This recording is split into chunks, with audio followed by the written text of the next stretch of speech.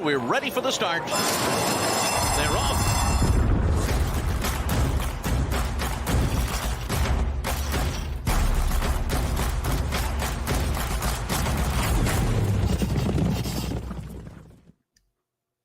Hi again, everybody. It's time to make it official. Jeremy Plonk, Jeff Siegel. We take on 5 topics each week for First Bet and Express Bet. Some are races that happen. Some are newsworthy type items. Jeff, we got a little bit of everything in this mixed bag week this week. A little bit of everything is happening. That's why. I mean, we've got the Keeneland sales. We just wrapped up a very successful Del Mar meeting.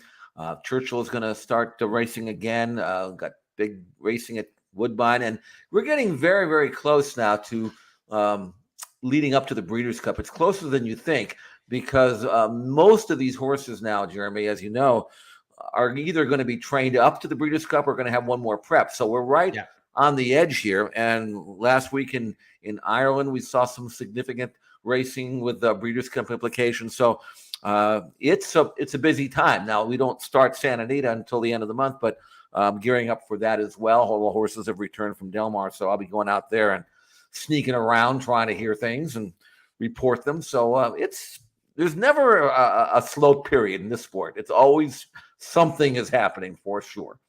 I remember when I was a young member of the workforce, I complained one time and an older guy looked at me and said, "Look, buddy, we could be digging ditches in the rain.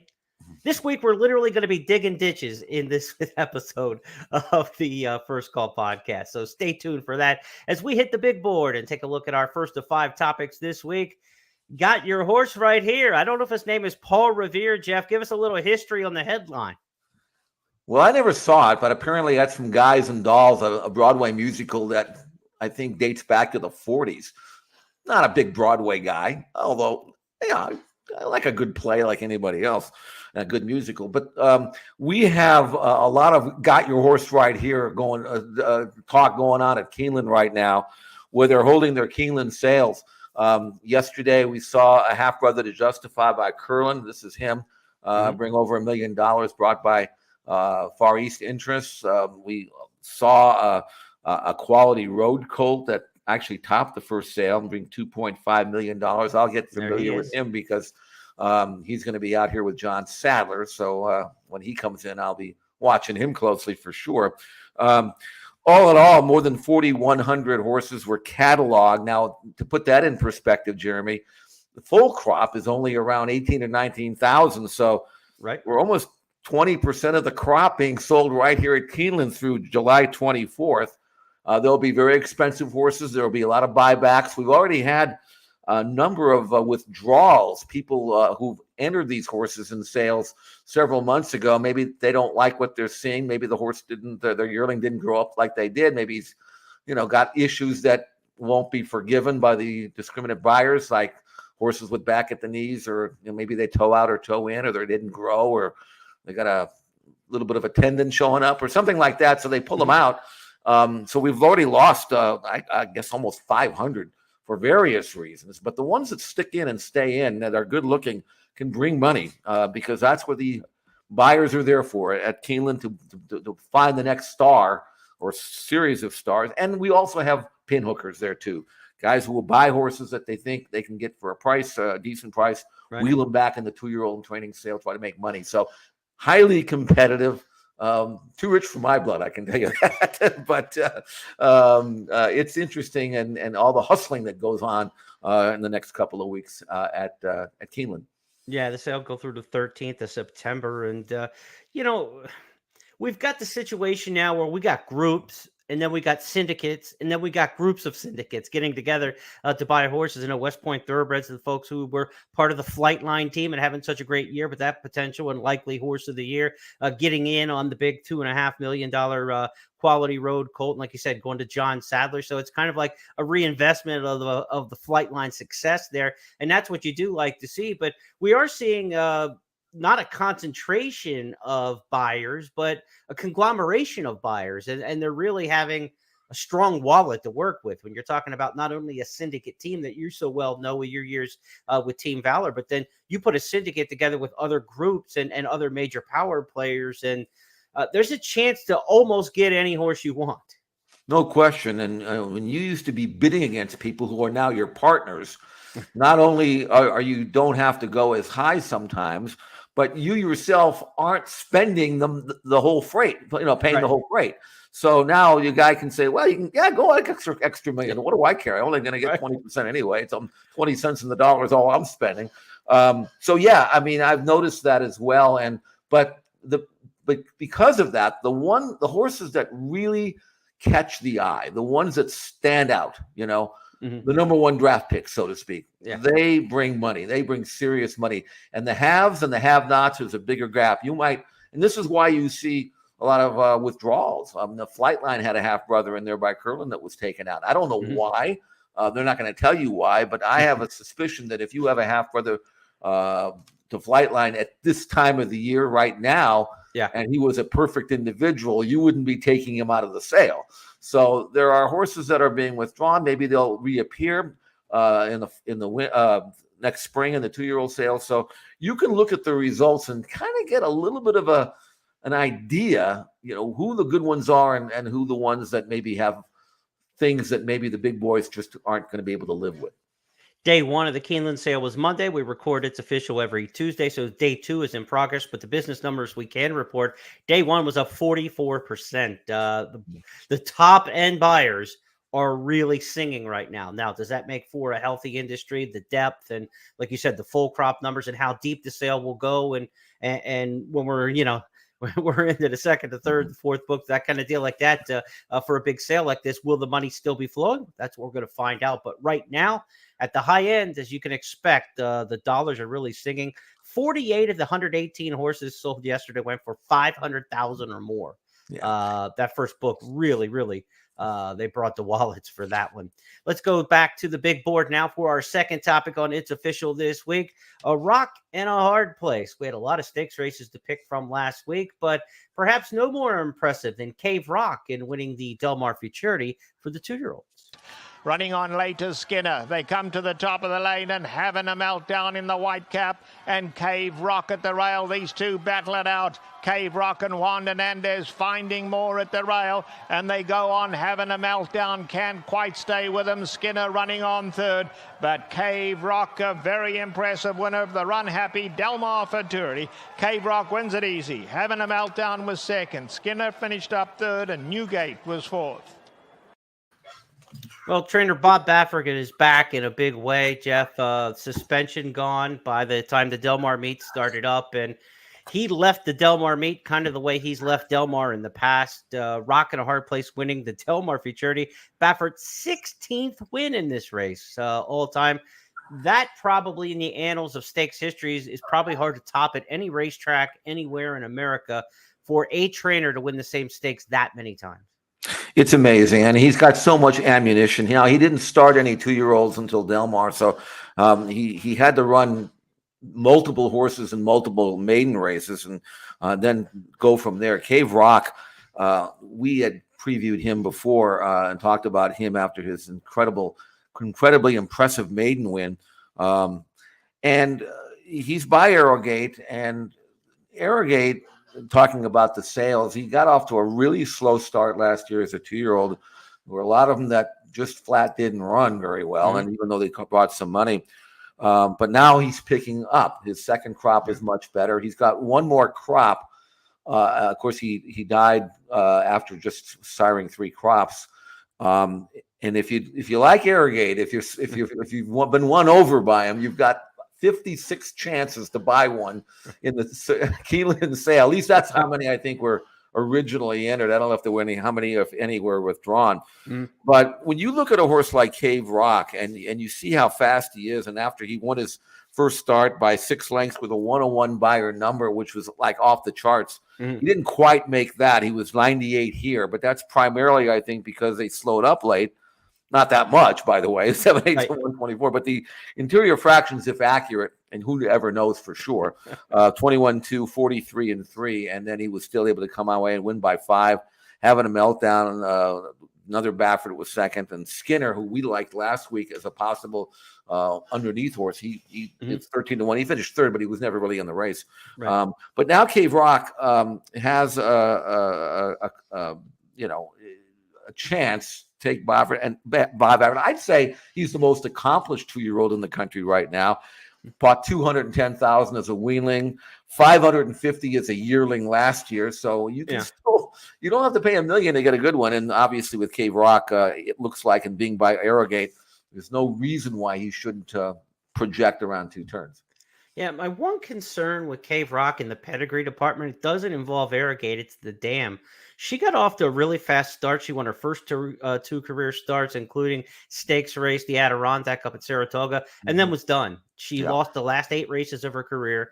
Some horses are just win early, right? And that propensity to win early and be a fast developer is passed down through generations. So is Cave Rock an early developer, or is he a horse who's going to have the Arrogate effect, who wasn't an early developer, who was a late developer? So he's got like a late developer on top and an early developer on the bottom. Which side of the pedigree wins out in that tug of war? I don't know. Mom always knows best, they say. So I don't know. Will the dam side peak out a little bit more there? That's the question with Cave Rock. But right now, I mean, there's really not much to knock with him. You got Damon's Mound in Kentucky and New York, who, ran really well. Didn't go on to the hopeful stakes. But as far as the accomplished 2-year-olds right now, I'd say Damon's Mound and Cave Rock. Yeah, I'd say so. And, even Bellamy Road, if I remember, was not really a flash in the pan, but he didn't train. Or I could be wrong about that. But I know he won a race I think he won the Wood by a pole and then got 20-some lengths. Yeah. But anyway, I'll be watching Cave Rock out here at Santa Anita in his longer works, try to get it a little bit of an inkling as to whether he will train on. Bob Baffert wasn't here in the race, so we didn't get any quotes from him. I'll probably try to see him the next couple of days and see if he's planning on running him in the American Fair or just training him up to the Breeders' Cup. But we'll figure that out.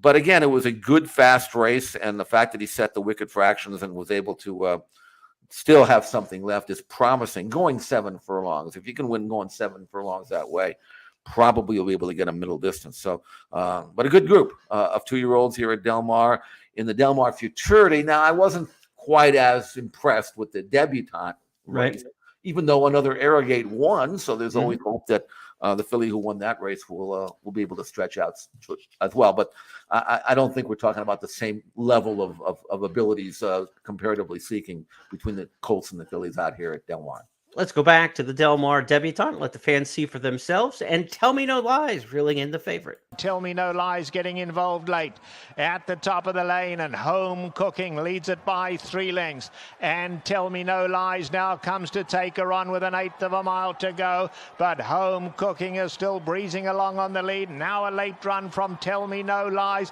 Home Cooking now getting a little weary, and Tell Me No Lies finishing strongly. Oh, close. Home Cooking and Tell Me No Lies, the two hit it together. Ice Dancing third, and then Vegas Magic. So, Jeff, this one isn't as impressive as what we saw in the Futurity. 13:37, the final 1/8 of a mile. They did not come home fast in there. That's part of the reason why Home Cooking was able to be run down in there by Tell Me No Lies. And anytime you see a race where the top 3 early in the race are the last 3 under the wire, that tells you a race just flipped and it was fast early, slow late, that kind of thing. And so I think this is even if the 2 horses won were among the betting favorites, this is still a product of the race shape, and they did not come home fast in here. I would be against these runners moving forward. Yeah, and the 71 buyer number pales in comparison to the 98 of the Futurity, and you get many maiden races here that will get a better buyer number than the 71. I'll give Ann Tell Me No Lies credit for sitting back and winning her second race. That was her 3rd start, I believe, this year already at the meeting. Home Cooking, we talked about her last time where they took her back and made a run, and I don't think the idea for Mike Smith was to go to the lead going into the far turn, but the filly kind of dragged him to it. That second quarter of 22-1, when 22-44-1, that cooked Home Cooking. Yeah. And I'm not sure that Baffert was all that thrilled with that strategy. I think she's okay. I would rather have the second filly than the winner. I think the winner kind of fell into it. But I'm pretty confident that we're going to see better 2-year-old fillies, if not in California, then certainly back east. And I don't think this is a vintage crop so far. So Home Cooking gets beat at 70 cents on the dollar. She's been odds on all 3 of her races. Twice now she's been beaten at odds on, so that's not usually a good sign. But and Tell Me No Lies, if nothing else, she does us a favor to all those consigners who are selling Arrogates in about a week or so. He's all of a sudden a hot stallion. I remember Curlin got off to a real slow start too. Mm-hmm. His 2-year-olds didn't show anything, and they were kind of writing him off, and all of a sudden he exploded. But with Arrogate, he only has 3 crops, so he's not going to really have much chance to build on it. But who knows? Maybe And Tell Me No Lies, trained by Peter Miller, will develop and go better as the distances increase. The 2-turn races still to come. You got like the Alcibiades. You got the race on the West Coast for the 2-year-old fillies. Of course, in New York, they'll run the Frazette at Aqueduct, which we'll talk about in just a little bit. Third topic this week on It's Official, the sensational Irish, not the Fighting Irish in Notre Dame, who dropped the 0-for-2 when losing to Marshall. Jeff, as college football fans as we are, we're not going to shed any tears for the performances by the Irish last week on the football field, but certainly what we saw from the Irish on the racetrack was impressive. 3 races to review. They were all Breeders' Cup win and you're in races. So let's go back and take a look from the Irish Champion Stakes, our first one to look at from overseas. Mishriff from last on the outside of Vidini, then Broome and Alan Kerr. They're bunching with a furlong to go. It's Ernesto in between Luxembourg. Stone Age up the rail is Vidini. Inside the final half furlong. On the outside is Mishriff. And it's Luxembourg getting up in the Irish Champion Stakes from Ernesto Vidini in third. Then Mishriff, Stone Age, Alan Kerr and Broome as Luxembourg confirms his brilliance in the Irish Champion Stakes. Another for Ryan Moore and Aidan O'Brien. Another for Moore and O'Brien. Indeed, that's the 4th straight win for them in the Irish Champion Stakes, and the 11th win for Aidan O'Brien in the Irish Champion. We talk about Baffert 16 in the Del Mar Futurity. Aidan O'Brien racking up the Irish Champion Stakes victories. Interesting with Luxembourg there, Jeff. They're saying Arc de Triomphe next, and this would be the kind of horse you could see come overseas here. Aidan obviously supports the Breeders' Cup strongly, especially the races at Keeneland. We could be seeing Luxembourg headed this way. No, he didn't rule it out at all. I mean, he's going to the Arc, but Aidan also said in an interview that he is going to be bringing quite a few for the Breeders' Cup, and maybe even some for the undercard as well, or the stakes that aren't Breeders' Cup. So you're going to see a massive presence from Aidan O'Brien. Now, Luxembourg, it's not a Camelot. He's won 5 out of 6. He's no slouch. And he earned a 124 Racing Post rating, which is very strong. He would be a contender for sure in the Arc. If he comes out of that race in good form, I would not be surprised to see Aidan bring him over here and run him in the Breeders' Cup Turf. And trying to figure out, how he fits out here, you can use Broome as kind of a gauge, because Broome was second in this race, Breeders' Cup, last year at Del Mar. He was a non-threatening, but not terrible 4th in the sword dance. He ran below what I thought he would be. Yeah. Anyway, he was last in this race. So if you're trying to compare, horses, American, and what they've done and what horses overseas have done, and Luxembourg winning this race, I mean, you don't have to be, the genius to figure out if he comes over here, he'd be among the favorites, if not the favorite. Assuming that if he doesn't win, if he wins the Arc, I don't know what they would do with him. They probably couldn't top that. But if he does run well enough and comes out of the race well, with a month in between races, I think you'll see Luxembourg. And again, lightly raced son of Camelot, 3-year-old, won 5 out of 6. And he beat a good horse in Venditti, who won the Coral Eclipse in his last start. A very, very, very good horse. So a legitimate race. I'd love to see him come out here. We always like to see the Euros show up with their best, and Luxembourg right now is among the very best. That's the long horses on the turf, the routers for the Breeders' Cup Turf. But what about the sprint? When we talk about the Breeders' Cup Turf sprint, Golden Powell was so dominant last year, but a little of the shines come off the apple this year, and maybe you can get Golden Powell. And to the point that after we saw in the Flying 5 Stakes on Saturday, the trainer was kind of excited to take on Golden Powell. Let's see why. But it's Highfield Princess in the lead, shoots away as they run up to the finish. Highfield Princess brilliantly pulls off a hat-trick of Group 1s in the Flying 5 from Edders and Sankey, best of the rest. The New York City Floaters, Dragon Symbol after them. So the John Quinn trainee wins 3 Group 1s in 5 weeks. This filly is absolutely sensational. Maybe the best sprint filly from Europe since Dejour, who came over here and ran so well in the Breeders' Cup against Extra Heat and in that era. This is a really good sprint filly, and they're wanting to come. So, they are coming. And then there's no question about that.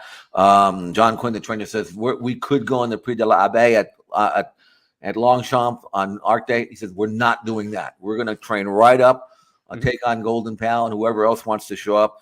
Based on this, now she's 5 years of age, so she's been around. It's hard to believe she's had 30 starts, 12 wins, but she started out her career a couple of years ago. She was like borderline useless. First 3 races of her career, unplaced and beaten a total of 28 lengths. Yeah. Last year, she started to get good. This year, as you mentioned, she's really gotten good. And they were running her a little farther at 7/8, and now they back her up to 5.5. I think that's her trip. And to win a race like that in a 19-runner field and doing so with a 125 Racing Post rating, she is for real. And I would love to see her out here. I think she doesn't necessarily bust out and go to the front, but she can like pretty close. And I think Highfield Princess is a major contender, and it's good to see that we'll have an international flavor. We a Euro won it 2 years ago at Keeneland, so it can be done. And Highfield Princess definitely a major contender in the Breeders' Cup Turf Sprint. Well, you mentioned 2 years ago the grass racing at Keeneland on Breeders' Cup Day. Tarnawa was the winner of the Breeders' Cup Turf that day, and his younger sister may be coming along for the ride for this year's Breeders' Cup Juvenile Fillies Turf after a big performance in the Moyglare stud. Her name is Tahira. Let's go and check out the third of the Irish eyes that were smiling this past weekend.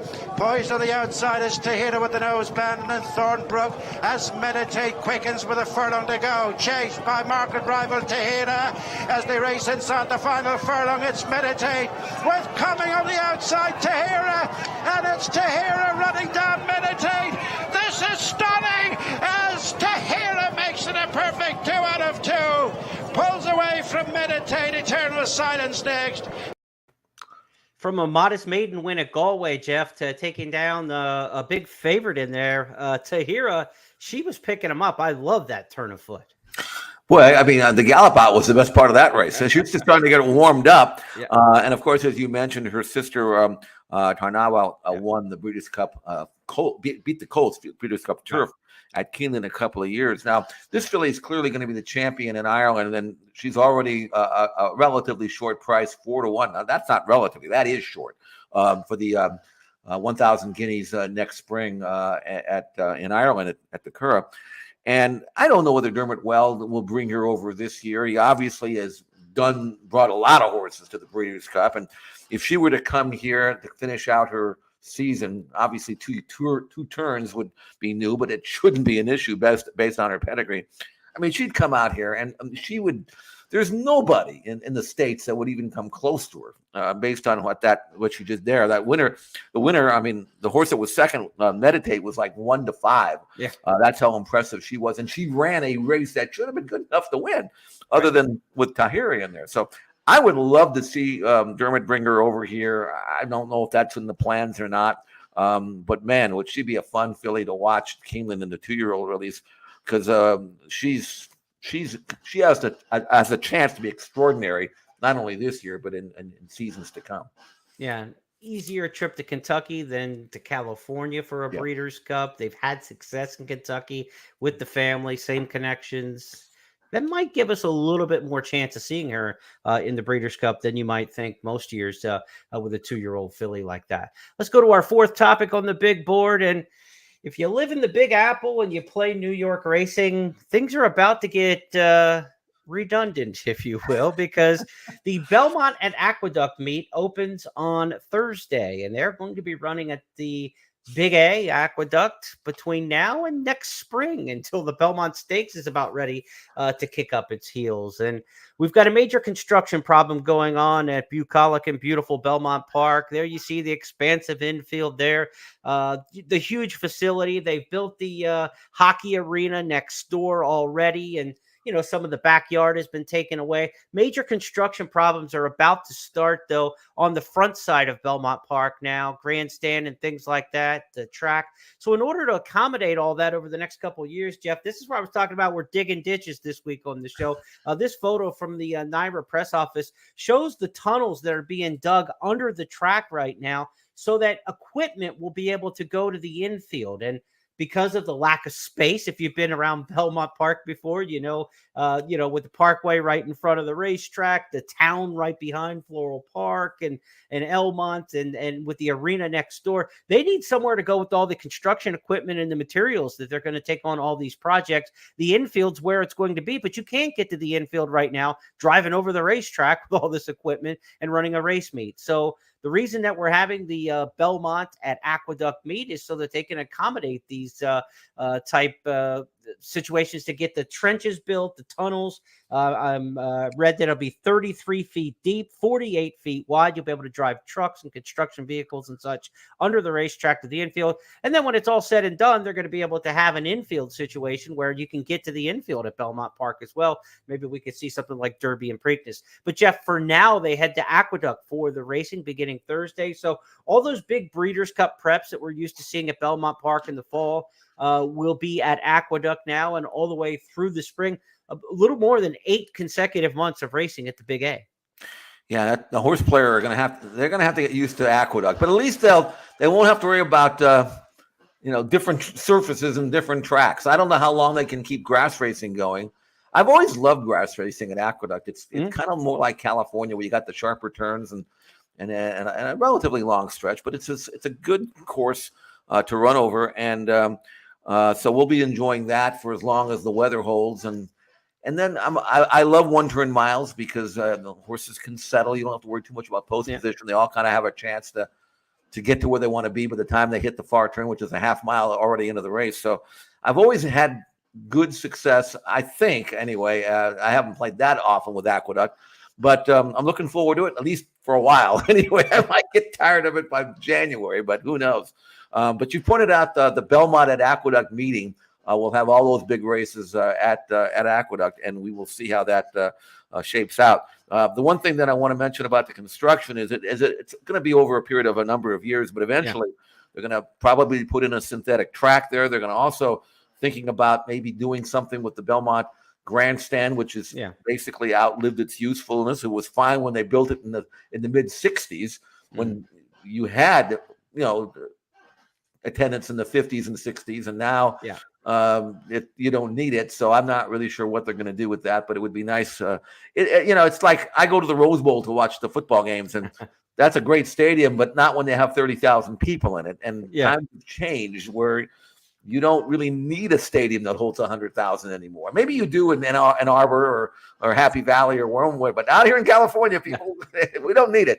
And we don't need it at Santa Anita, and we don't need it at Belmont. So we'll see if down the road how that shapes up. But looking forward as a horse player to racing at Aqueduct, and hopefully the horse players will still embrace New York racing.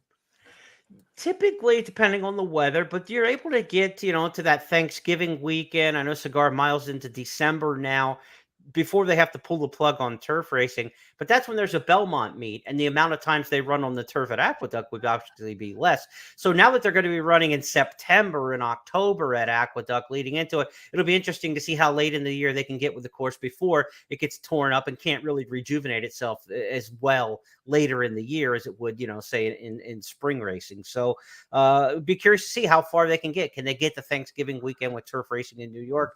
We'll find out. But, there's no turf racing in Kentucky right now. Churchill Downs September meet's about to start with no grass racing, no turf racing at Gulfstream Park until December. So we're looking at a situation where all the turf we can get, if it's at Aqueduct, would be certainly welcome to a lot of horse players who like to play races on the green, as you mentioned. So we look forward to that. Opening day Thursday at Aqueduct will also be opening day of the Churchill Downs September meet on Thursday as well. Let's go to our fifth and final topic this week. And as it's been since the beginning of Saratoga and Del Mar, and as we wrap Del Mar up, it'll continue to be our Stars of Tomorrow, where we look for impressive first-time starters or maiden winners in the 2- and 3-year-old ranks. And Jeff, we had not only a winner at Del Mar, we had a track record setter. Let's go back and take a look at Speedboat Beach in action last week at Del Mar. At the top of the lane, Speedboat Beach holding on to the lead. Hijazi stretching him every yard of the way. On the outside of those two, Fort Bragg continues to give chase, but it's Speedboat Beach in front. Speedboat Beach leading it to Hijazi. Back in third, Fort Bragg. It's a Bob Baffert, 1, 2, 3, and it'll be Speedboat Beach to win it. Speedboat Beach impressive. Hijazi had to settle for second. Fort Bragg third, and Roland Big Joe was fourth. So for trainer Baffert, we mentioned what a good season he had at Del Mar with the 2-year-olds. Jeff, 12 wins at the meet, just among the juveniles. For Baffert, most of any trainer, he hits 12 for 36. But as you know, seeing that replay, he had 3 in there, run 1, 2, 3. His percentage of races won, obviously much greater than even the 33% win strike. Doug O'Neill, second most with 8 winners with the 2-year-olds at the meet, but took 69 starters to finish 4 behind Baffert with just the juveniles. Your thoughts on Speedboat Beach and what this win shakes out to? This was an amazing performance, track record setting, and he still shaded 6 seconds for the final 16. So it wasn't like he was, kind of running out of steam. He was picking up steam, actually. 104 buyer number, 6 points higher than what Bob's colt earned the day before and the day after, I should say, in the Del Mar Futurity. So this was a legitimately fast race. The colt that ran second, Hijazi, brought more than $3 million in the 2-year-old in training sale, and is a very good colt by Bernardini. Don't think that he's not. He is going to be a major stakes winner somewhere down the road. And yet Speedboat Beach just made the lead and just was not going to be caught no matter how far they ran. You could have run to Speedboat Beach, which, by the way, is in Lake Tahoe, for those wanting to know where Speedboat Beach is. This colt, being by Bayern and out of a mare by Pioneer of the Nile, an unraced Pioneer of the Nile, has a pedigree that should allow him to stay at least a middle distance. His sire, of course, won a Breeders' Cup Classic, and we know Pioneer of the Nile sired a Triple Crown winner. So on pure bloodlines, there should be enough there for Speedboat Beach to eventually go along, if not sooner. He was a colt that brought only, we're talking about Keeneland and paying $2 million for horses. This colt brought $12,000 as a yearling. You and I can get that one. Yeah, I don't know why we didn't. What were we doing in October? Probably at a college football game. But last October, $12,000 was pinhooked and brought $200,000 in the OBS March sale. And he did so because he breezed a furlong in 9 3/5 seconds. And I know that's all weather. It's very fast. It's like running on a what do they call it? A trampoline. But he looked great doing it. It was the fastest work in the sale. I don't think anybody's ever breezed faster.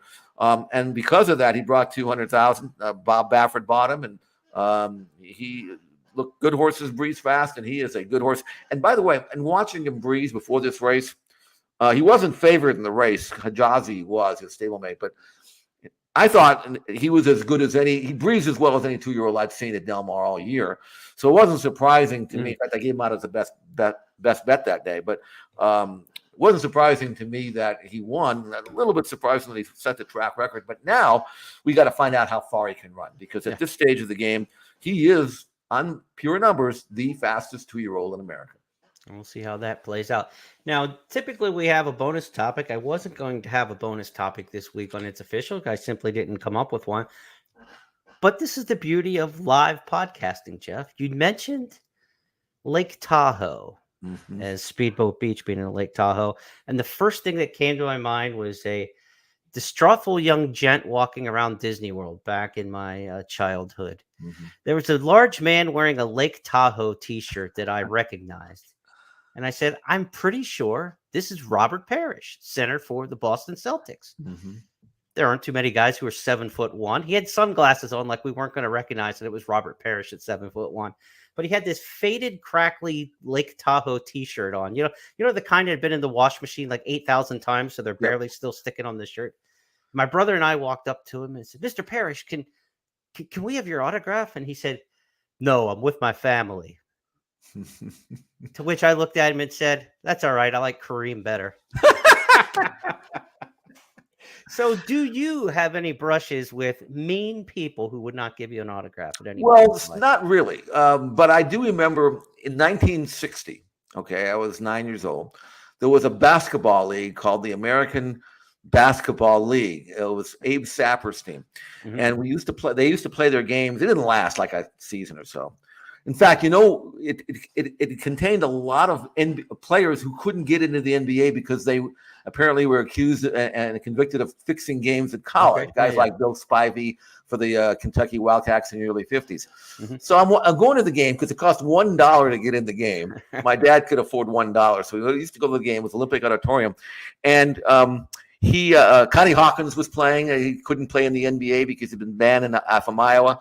So a lot of these really good players were playing, and it cost me $1 to sit on like what would be front row, Mhm. So Wilt Chamberlain's in the stadium, and I would never do this now, but when you're 9, 10 years old, you don't care. You just Right. do things, right?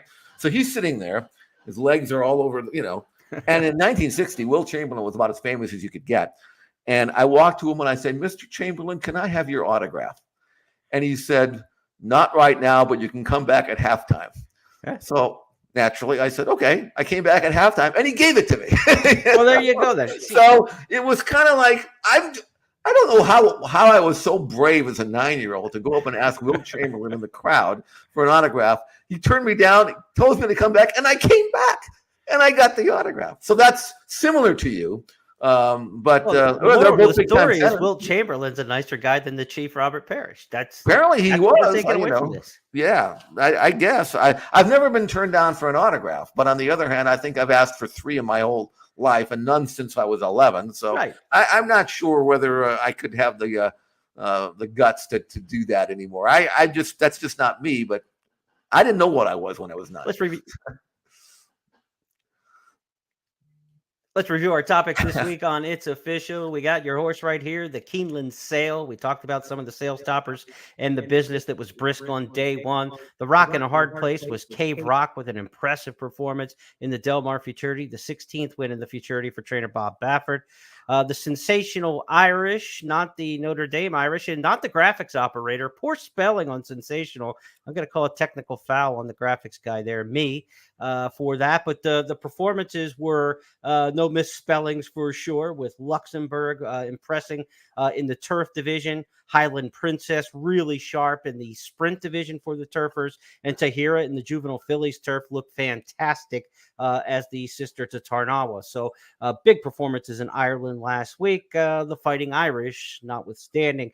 We said that you're going to have to settle in the Big Apple as Belmont at Aqueduct opens, and for the next 8 months, New York racing will remain there in Ozone Park across from JFK. So we talked about the situation and the construction going on there, and our Stars of Tomorrow series concluded for our Del Mar Stars of Tomorrow with a big victory by none other than Speedboat Beach, which I've learned today is in Lake Tahoe, which then brought us full circle to our off-topic final topic of the day.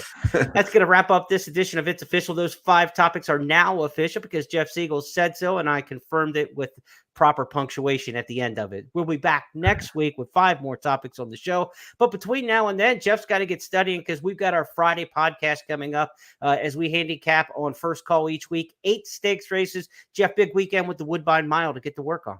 I mean, we got 8 stakes races because that's all we want to do, but there might be more than that to choose from. Have to find the good gambling races and the important races, and we'll put that together, and we will talk to you then on Friday morning.